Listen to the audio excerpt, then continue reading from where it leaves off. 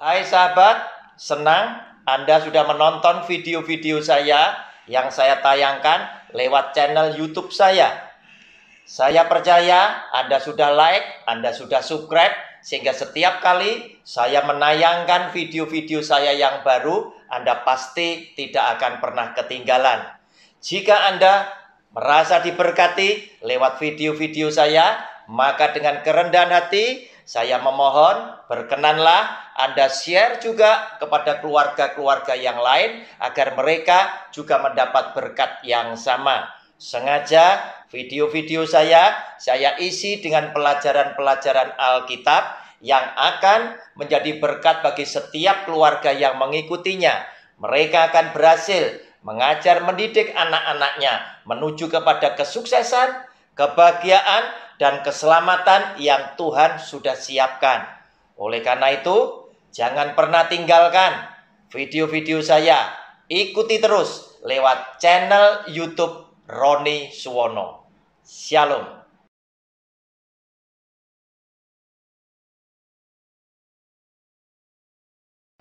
Shalom. Jumpa kembali dengan channel pribadi saya lewat program Sabar Selidiki Alkitab bersama Roni Suwono. Bapak Ibu persiapkan alat tulisnya, persiapkan juga Alkitabnya. Kita memasuki video yang kelima dari pelajaran Alkitab berseri dengan judul Hidup Takut akan Tuhan Allahku. Sekarang video kelima, judul kecilnya yang kita akan cermati adalah manusia tidak pernah puas. Saudara, Tuhan memberikan kehendak bebas kepada manusia ketika Dia menciptakannya, karena Tuhan tidak inginkan manusia menjadi robot. Tetapi lewat kehendak bebas ini pun Tuhan bisa mengukur seberapa sih kesetiaan manusia yang sudah diciptakan oleh Tuhan dengan segala nikmat yang Tuhan sudah karuniakan.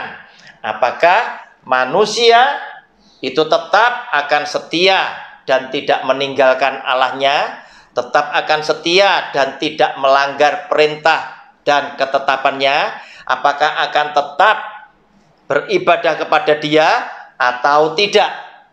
Dengan kehendak bebas inilah Tuhan bisa mengetahui. Oleh karena itu, manusia yang tidak pernah puas itu pun melakukan apa yang mereka inginkan sesuai dengan kehendak bebas yang dikaruniakan oleh Tuhan.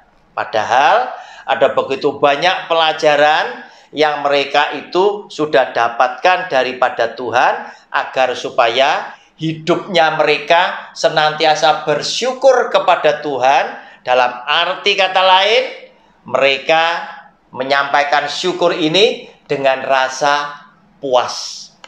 Saudara, kita baca satu ayat firman Tuhan yang diajarkan oleh Tuhan kita Yesus Kristus pada Matius pasal yang ke-6 ayatnya yang ke-11 di dalam doa Bapa kami yang diajarkan untuk saudara dan saya.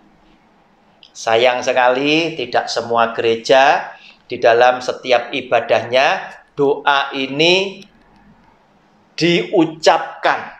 Padahal doa ini semuanya mengakui hamba-hamba Tuhan bahwa doa yang singkat yang diajarkan oleh Tuhan Yesus itu punya permohonan yang sangat komplit, singkat tetapi padat dan sudah sempurna. Tetapi justru ada banyak gereja dalam tanda kutip tidak pernah mengutarakan doa Bapa kami di dalam setiap ibadah mereka. Saudara, demikian bunyi firman-Nya. Berikanlah kami pada hari ini makanan kami yang secukupnya. Saudara, itulah yang diajarkan oleh Tuhan Yesus kepada saudara dan saya agar supaya hidup kita itu bisa dipuaskan oleh Tuhan lewat sesuatu yang mencukupkan kita. Hidup yang sukses bukanlah yang berkelebihan, berlimpah-limpah. Apalagi yang berlimpah-limpah itu adalah berkat yang sifatnya hanyalah jasmani, yang tidak memiliki nilai yang kekal. Tetapi Yesus yang adalah Tuhan selalu ajarkan kepada saudara dan saya, bekerjalah untuk mendapatkan roti yang bisa bertahan sampai kepada hidup yang kekal. Jangan yang jasmani. Kenapa? Karena dia sedang mengkritik kepada orang 5.000 yang semalam sudah menikmati 5 roti dan 2 ikan untuk supaya perut mereka kenyang bersama dengan orang 5.000 yang mengikuti Kristus, oleh karena mereka rindu mendengar akan firman-Nya. Mereka keesokan harinya datang kepada Tuhan Yesus dan bertanya, "Rabi, bila mana engkau tiba di tempat ini?" Tetapi dengan nada yang sinis Tuhan Yesus berkata kepada mereka yang bertanya, Yesus yang adalah Tuhan ingin menyampaikan kepada saudara dan saya, dan dia berkata, "Sesungguhnya engkau datang mencari aku bukan karena tanda-tanda ajaib yang sudah aku perbuat, yang oleh karena tanda-tanda itu engkau bisa mengerti, engkau bisa menyimpulkan, engkau bisa mengenali aku. Siapakah aku ini? Aku adalah anak Mesias, juru selamat. Aku adalah anak Allah." Kenapa? Karena buta melihat, lumpuh berjalan, kusta disembuhkan, mati dibangkitkan, dan kepada orang miskin diberitakan kabar yang baik. Siapa yang bisa? Hanyalah Yesus sang juru selamat. Tetapi engkau datang kepadaku bukan karena keselamatan ini, bukan karena engkau mencari sesuatu yang punya nilai abadi, yaitu selamat di dalam kehidupan kekal. Tetapi engkau datang kepadaku hanya oleh karena roti itu telah menjadikan engkau kenyang.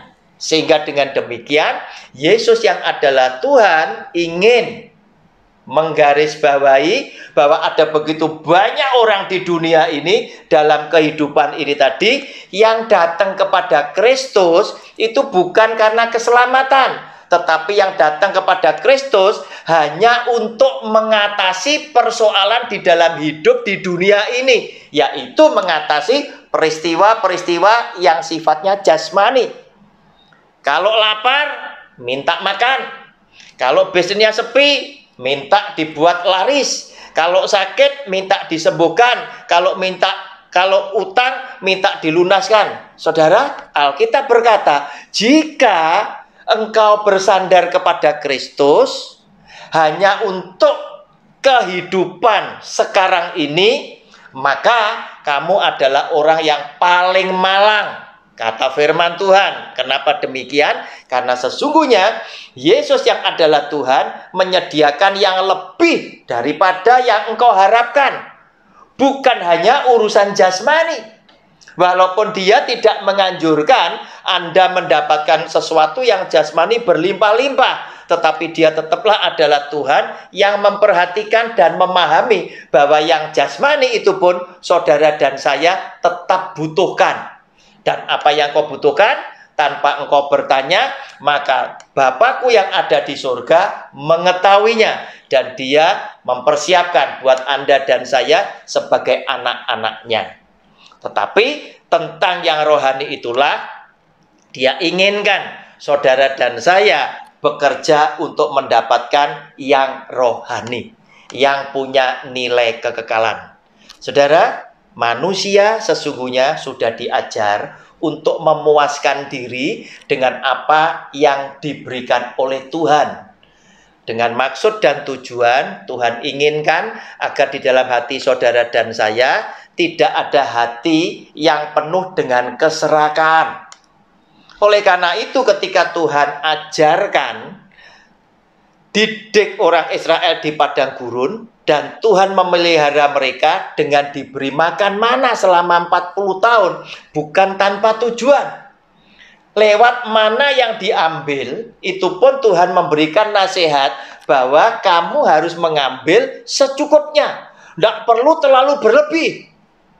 Secukupnya kamu perlukan, kamu makan, cukup. Kenapa? Karena jika kamu bawa, kamu ambil berlebih, dan kamu tidak habis engkau makan, maka keesokan harinya, mana itu pun akan busuk. Akan ada ulatnya yang kamu tidak bisa makan. Nah saudara, dengan kondisi seperti ini sesungguhnya Tuhan itu mengajar orang Israel agar supaya hidupnya orang Israel ini yang ingin memenuhi kebutuhan daging itu tidak menjadi orang yang punya hati yang serakah, yang ingin mendapatkan yang lebih banyak, tetapi mulai sudah diajar ambil yang secukupnya, puas dengan klasifikasi, puas dengan kategori cukup. Nah saudara, namun pikiran manusia itu berkembang terus karena dia diberi kehendak bebas, maka seringkali orang dengan pepatahnya mengakibatkan mereka melangkah keluar dari kebenaran firman Tuhan. Orang dengan pepatahnya selalu berkata, orang yang bijak pasti juga dia mempersiapkan untuk anak-anaknya, untuk cucunya, dan lain sebagainya. Sehingga dengan demikian ada begitu banyak orang-orang yang tinggal di dunia ini, ketika dia punya kesempatan bisa mengumpulkan harta benda yang banyak, dia akan kumpulkan yang sebanyak-banyaknya untuk memberikan nikmat kepada anak-anaknya, kepada cucu-cucunya. Nah saudara, padahal konsep pikiran Tuhan secukupnya sudah selesai. Kenapa? Karena anak-anak kita, cucu kita, Tuhan tetap berkata, aku adalah Allah yang menciptakan mereka. Sehingga mereka boleh ada di muka bumi ini. Otomatis sebagai sang pencipta, aku adalah Tuhan yang bertanggung jawab atas hidup mereka. Tetapi kita seringkali dengan bijaksana kita sebagai manusia, kita telah menunjukkan bahwa sesungguhnya kita adalah umat yang kurang percaya kepada Dia. Saudara, kita lihat apa yang dikatakan di dalam Matius pasal 6 ayat 31 sampai dengan yang ke-33. Demikian bunyi firman-Nya. Sebab itu janganlah kamu khawatir dan berkata, apakah yang akan kami makan? Apakah yang akan kami minum? Apakah yang akan kami pakai? Semua itu dicari bangsa-bangsa yang tidak mengenal Allah. Akan tetapi Bapamu yang di surga tahu bahwa kamu memerlukan semuanya itu. Tetapi carilah dahulu kerajaan Allah dan kebenarannya, maka semuanya itu akan ditambahkan kepadamu. Saudara, ketika orang mulai khawatir, bertanya kepada Tuhan, apakah yang akan aku makan, yang akan aku pakai, dan yang akan aku minum? Tetapi dia berkata di dalam ayat 32, semua itu dicari oleh siapa? Oleh bangsa-bangsa yang tidak mengenal aku. Tetapi Bapakku yang di surga tahu jika itu engkau memerlukannya, engkau membutuhkannya, maka oleh Dia pastilah semua yang kau butuhkan itu yang akan disiapkan. Sama seperti ketika kita masih memiliki anak yang masih bayi, anak ini tidak pernah mengerti bahwa dia membutuhkan mantel, selimut untuk supaya dia tidak kedinginan di hari hujan. Tetapi papa mama yang mengasihi anaknya yang masih bayi, walaupun anaknya yang masih bayi tidak pernah meminta karena belum bisa berkata-kata, maka papa mama yang mengasihi akan menyediakan bagi bayi yang tidak pernah meminta atau yang tidak mengerti bahwa benda-benda itu diperlukan oleh Dia. Demikian pula dengan kita. Ada begitu banyak mungkin yang engkau katakan bahwa Tuhan banyak tidak menggenapi doa saya, tidak mengabulkan doa saya. Tetapi coba Anda mulai pikirkan ke belakang, seberapa banyak yang engkau tidak berdoa, tetapi oleh Tuhan diberikan di dalam hidupmu. Nah, itulah yang dikatakan di dalam ayat 32. Semua itu dicari bangsa-bangsa yang tidak mengenal Allah, akan tetapi Bapamu yang di surga tahu bahwa kamu memerlukan semuanya itu. Sehingga Tuhan tetap berikan ada di dalam kehidupanmu, walaupun engkau tidak pernah meminta, engkau tidak pernah berdoa, dan bahkan mungkin engkau tidak mengerti bahwa barang-barang itu, berkat semacam itu, engkau perlukan di dalam kehidupanmu. Saudara, kita akan takjub, kita akan kaget bahwa doa kita yang tidak dikabulkan dengan sesuatu yang Tuhan berikan tetapi tidak pernah kita berdoa, itu ternyata bisa lebih banyak Tuhan memberikan kepada kita tanpa kita pernah berdoa. Oleh karena itu, jangan buru-buru engkau kecewa kepada Tuhan, karena Dia adalah Allah yang selalu baik di dalam kehidupan saudara dan saya. Saudara, manusia harus puas dengan keadaannya. Dan supaya engkau tahu, engkau dipimpin oleh Tuhan pada jalan yang baik, jalan yang benar, Alkitab sengaja berisi dua macam, yaitu yang satunya bicara tentang berkat, satunya bicara tentang kutuk. Artinya, berkat itu akan saudara terima ketika Anda dengan baik-baik mendengar dan melakukan perintah Tuhan. Tetapi Tuhan yang Maha Kasih akan langsung memberikan kutuk, peringatan ketika engkau keluar daripada kebenaran firman Tuhan. Saudara bisa baca pada Ulangan pasal yang ke-28, mulai ayat 1 sampai dengan ayat 14, itu bicara tentang berkat. Saya bacakan ayat depannya. Jika engkau baik-baik mendengarkan suara Tuhan Allahmu dan melakukan dengan setia segala perintahnya yang kusampaikan kepadamu pada hari ini, maka Tuhan Allahmu akan mengangkat engkau di atas segala bangsa di bumi. Segala berkat ini akan datang kepadamu dan menjadi bagianmu jika engkau mendengarkan suara Tuhan Allahmu.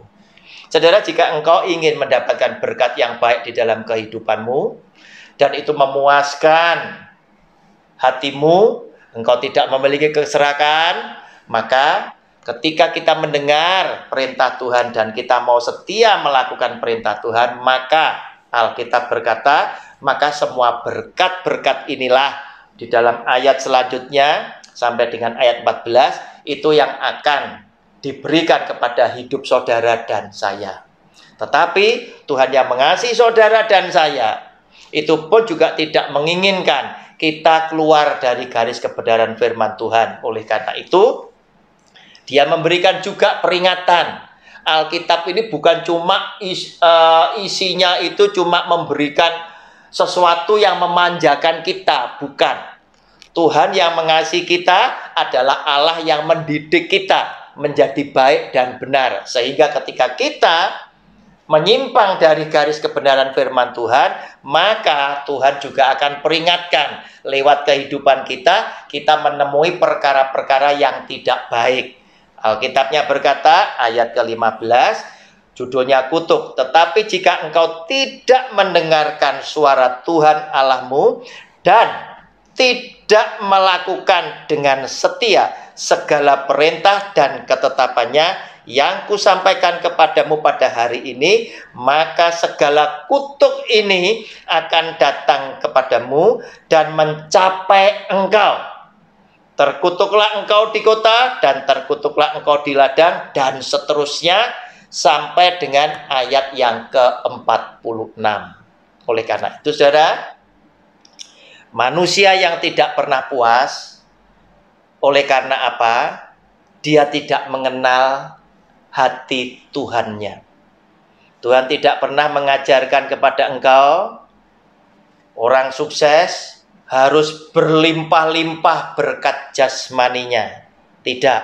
Tetapi Dia mengajarkan, berikanlah kepada kami hari ini makanan kami yang secukupnya.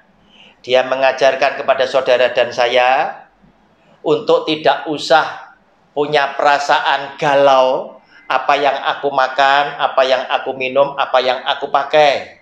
Seperti bangsa yang tidak mengenal kepada Allah. tetapi Bapakku yang ada di surga itu mengetahui apa yang kau perlukan. Oleh karena itu, kita akan koreksi ke belakang.